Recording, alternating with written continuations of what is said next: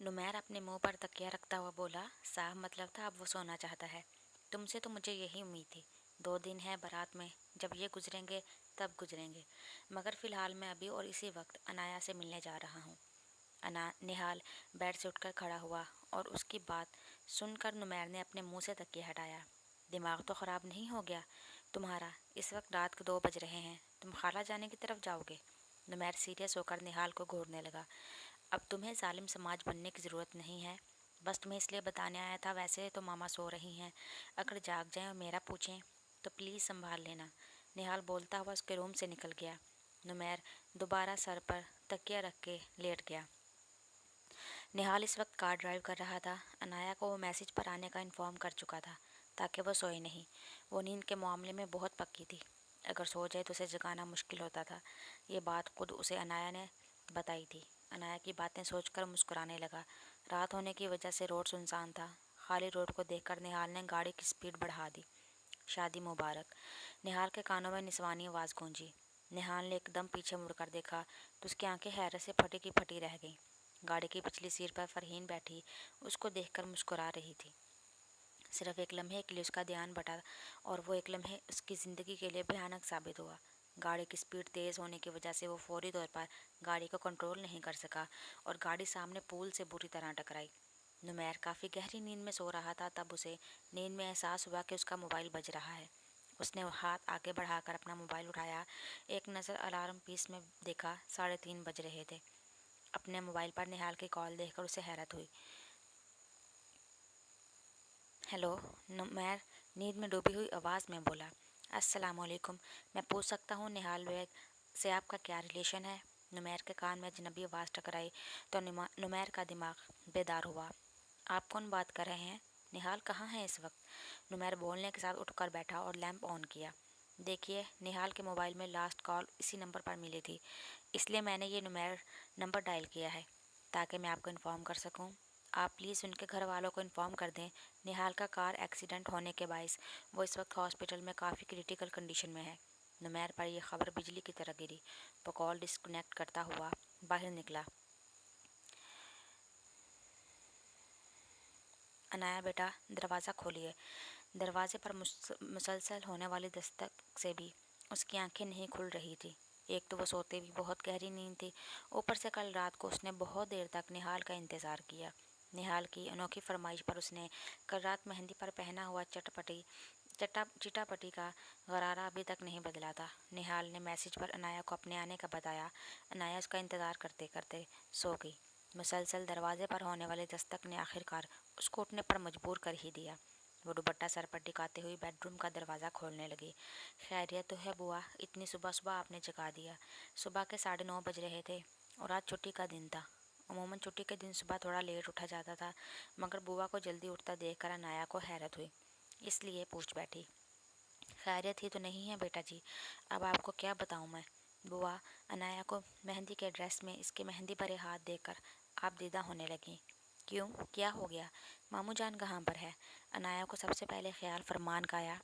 तभी वो अपने कमरे से निकलकर फरमान के कमरे में जाने लगी, मगर बुआ ने उसका हाथ पकड़कर रोक लिया।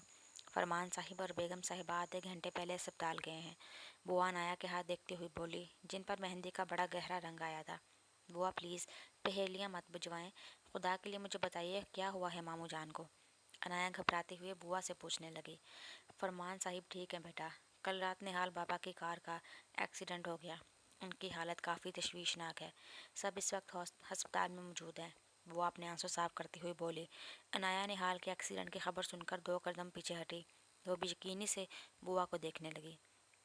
उसके सोचने समझने की सलाहियतें एकदम मफलूज हो गई। सिर्फ उसके दिमाग में एक ही बात गर्दिश कर रही थी, निहाल का एक्सीडेंट हो गया है। इससे पहले वो लड़खड़ा कर ज़मीन पर गिरती। बुआ ने उसे पकड़कर कुर्सी पर बिठाया। अब वो अनाया के लिए पानी लेने गई। अनाया अब खुद भी अपने हाथों में रची मेहंदी को खौफजदा नज़रों से देख रही थी। नुमैर रात में ही डॉक्टर के बताए हुए अस्पताल में निहाल के पास पहुंच गया, जहां निहाल को ट्रीटमेंट दिया जा रहा था।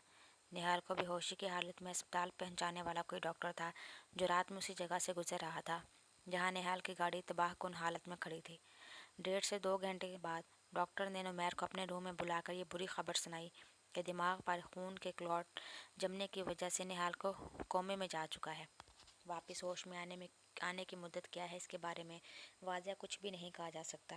ہو سکتا ہے 2 دن، 2 ماہ، 2 سال، یا پھر وہ ساری زندگی کومے کی حالت میں رہے۔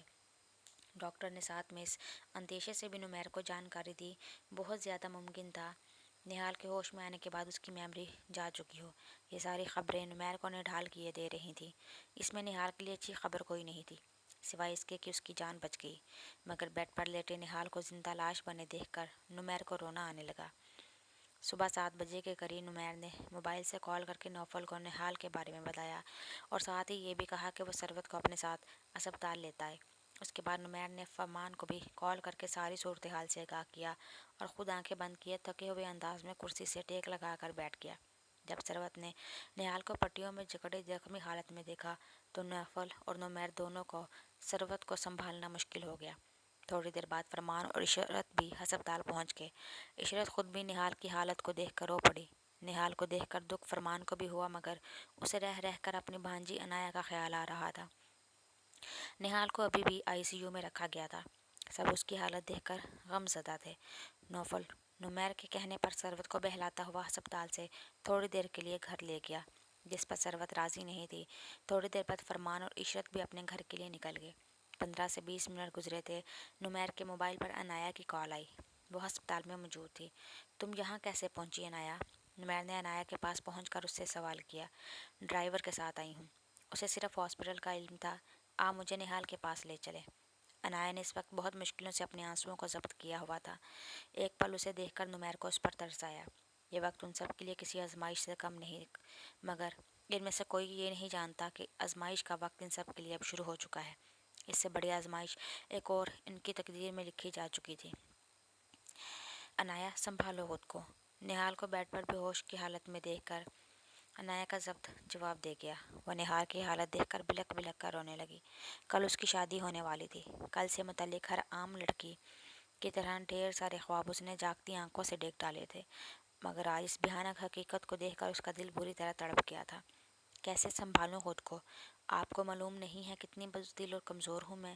ایسا کیوں ہو گیا نمیر بھائی؟ پلیز آپ نہال سے بولیے نا، مجھے ڈر لگ رہا ہے، خوف آ رہا ہے ان کو اس طرح دیکھ کر۔ عنایا کے رونے میں شدت آئی تو نمیر نے اس کے کندھے پر ہاتھ رکھ کر تسلی دینے لگا۔ نمیر اور عنایا کوریڈور میں موجود تھے۔ تب نمیر کو دور سے نوفل آتا دکھائی دیا۔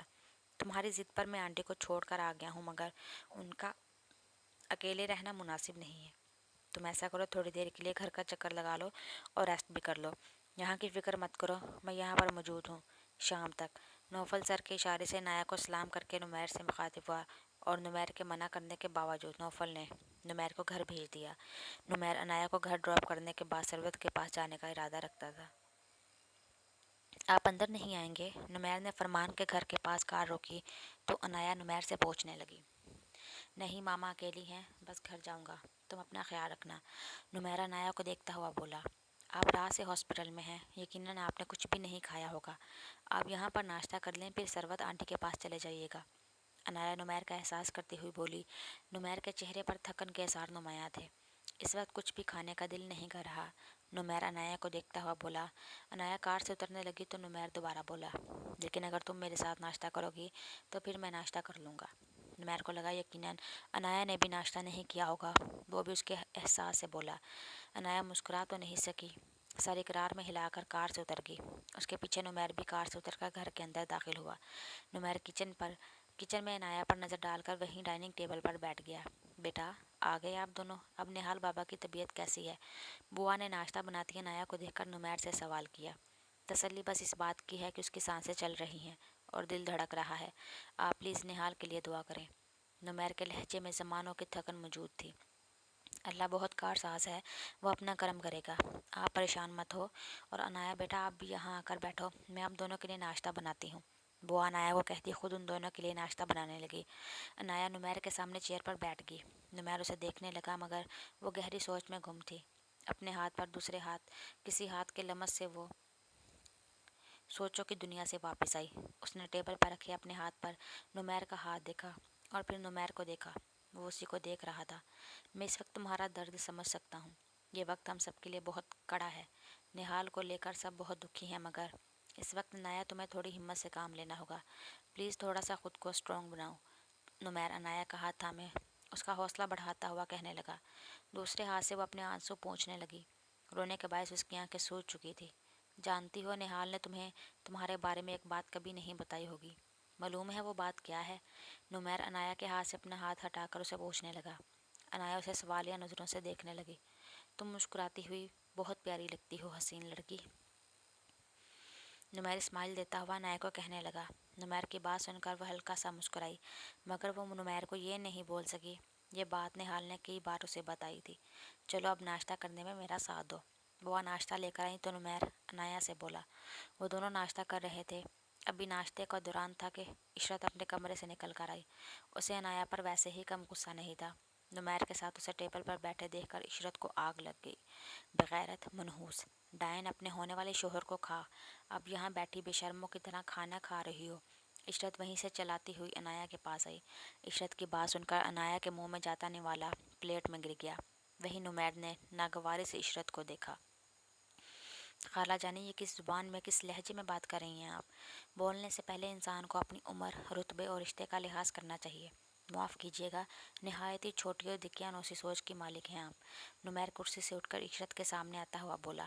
کیا دقیانوسی اور چھوٹی سوچ والی بات کی ہے میں نے؟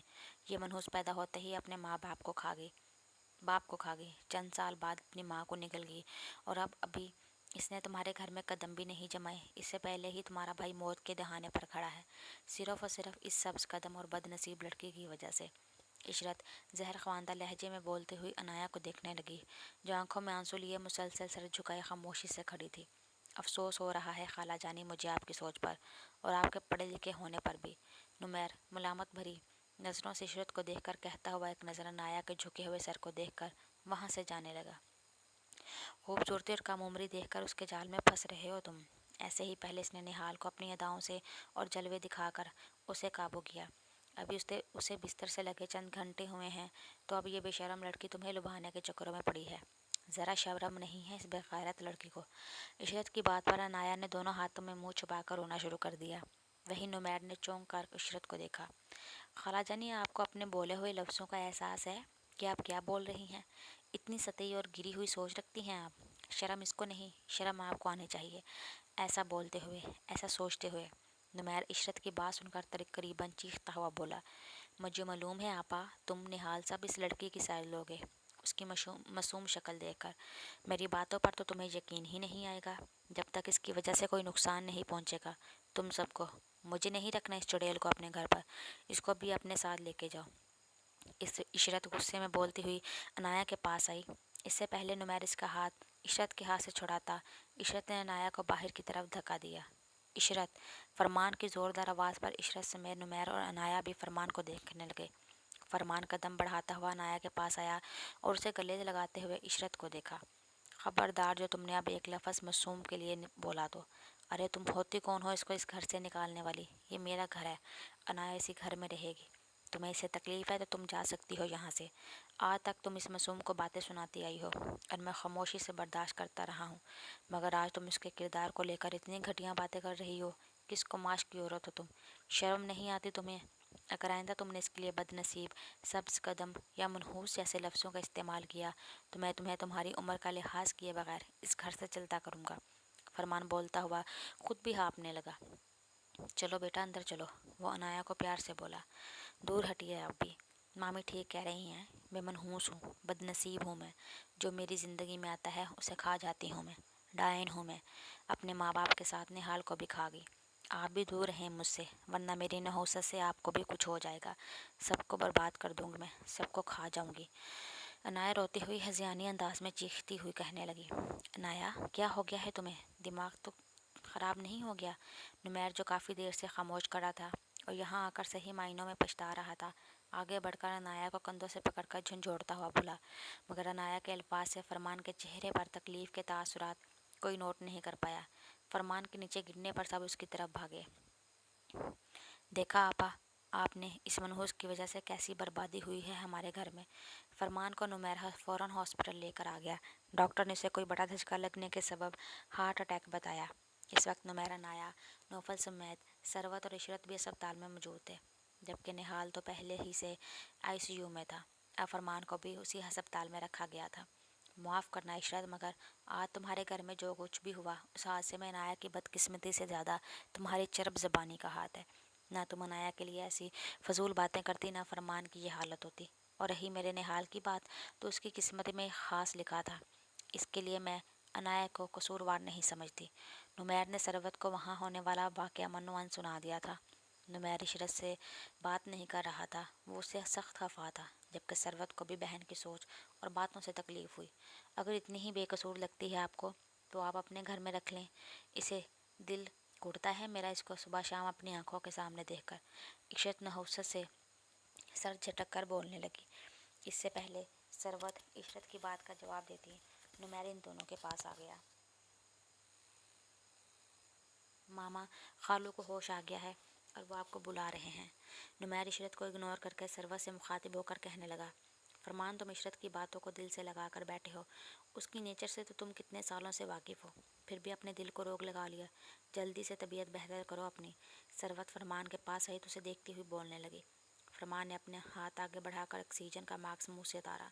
آپا، میں نے آپ کو ہمیشہ عشرت کی نہیں اپنی بڑی بہن سمجھا ہے، ہمیشہ آپ کے دل سے عزت کی ہے، بالکل بڑی بہنوں کی طرح۔ کیا میں آج آپ سے کچھ کہوں تو آپ اپنا چھوٹا بھائی سمجھ کر میری بات کو پورا کریں گی؟ فرمان آہستہ آہستہ بول رہا تھا، اس کی کنڈیشن ابھی بھی زیادہ بہتر نہیں تھی۔ فرمان، تم بھی مجھے چھوٹے بھائیوں کی طرح عزیز ہو۔ اگر میرے بس میں ہوا تو میں ضرور تمہاری بات پوری کروں گی، بس تم جلدی سے صحت یاب ہو جاؤ۔ ثروت فرمان کو دیکھ کر فکر مندی سے بولی، آپ ہی کے بس میں ہے جبھی میں آپ سے درخواست کر رہا ہوں، اسے میری التجا سمجھ لیں۔ عنایا کی شادی کل ہونی تھی، مگر نہال کے ایکسیڈنٹ کی وجہ سے جہاں یہ شادی رکی، وہیں عنایا کے لیے عشرت اور اسی کے جیسی سوچ رکھنے والے لوگ باتیں بنائیں گے۔ میری بھانجی بہت معصوم ہے، بے قصور ہے، وہ قصوروار نہ ہو کر بھی سب کی زہریلی اور کڑوی باتیں برداشت کرے گی۔ مگر آپا، اب میں یہ سب برداشت نہیں کر سکتا کہ کوئی میری بھانجی کو منحوس، سبز قدم یا بد نصیب جیسے لفظوں سے پکارے۔ آپا، میں چاہتا ہوں عنایا کی شادی جس دن مقرر کی گئی تھی، یعنی کل، اس کی شادی کل ہی ہو، تاکہ سب لوگوں کے منہ بند ہو جائیں۔ فرمان ٹھہر کر ثروت کو کہنے لگا،